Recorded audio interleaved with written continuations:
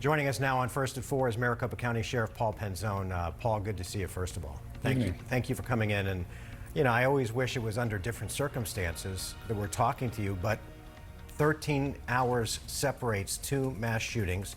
Last week we had the Gilroy Garlic Festival in California.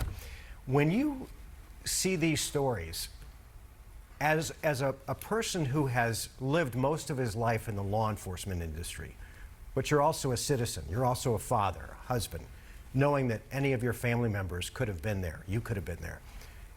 What is your emotion when you hear these stories day after day and week after week?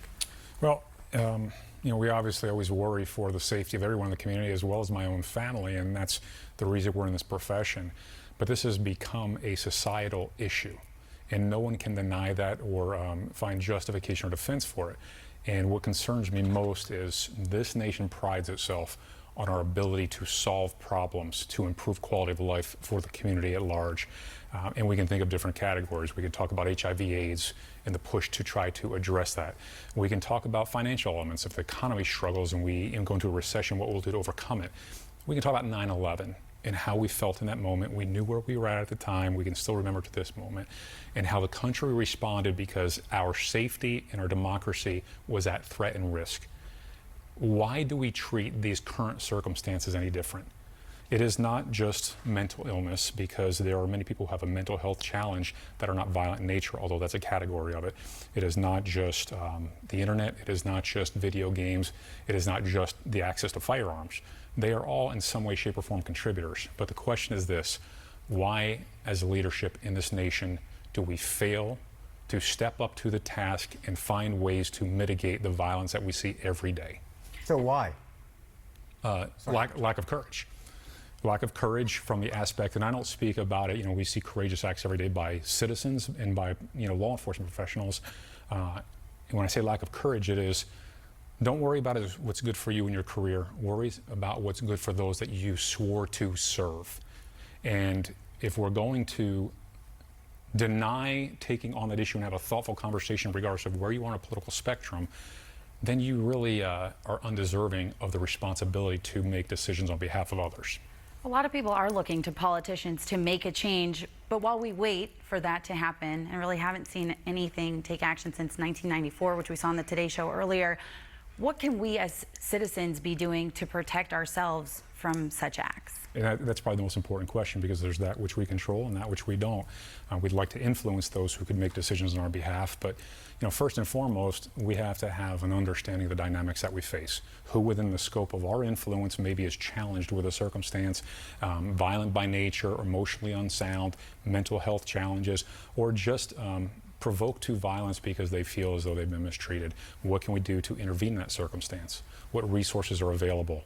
How can we put resources aside from law enforcement into the schools for our children as they're in adolescent years to help them overcome these issues? We should have adequate staffing to support the mental health and wellness of our students in school as much as we should better invest for our educators who are responsible for their well-being every day.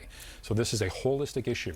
We'll continue to train, we'll address issues when it comes to large events or schools and things of that nature, but quite frankly, we're more often reactive than proactive because it depends on the information we have to access. What about the intersection of our rights as citizens, as guaranteed in the Constitution when it comes to the Second Amendment, when it comes to the First Amendment, but when those rights are constantly exploited, what do we do? In other words, you talk about free speech, and we saw in Caribe's story about 8chan, these hateful websites. Yeah. So it seems to me you've got to address websites that you can say on one hand, hey, I'm entitled to say what I want and do what I want as long as I don't endanger someone, but is that endangering someone?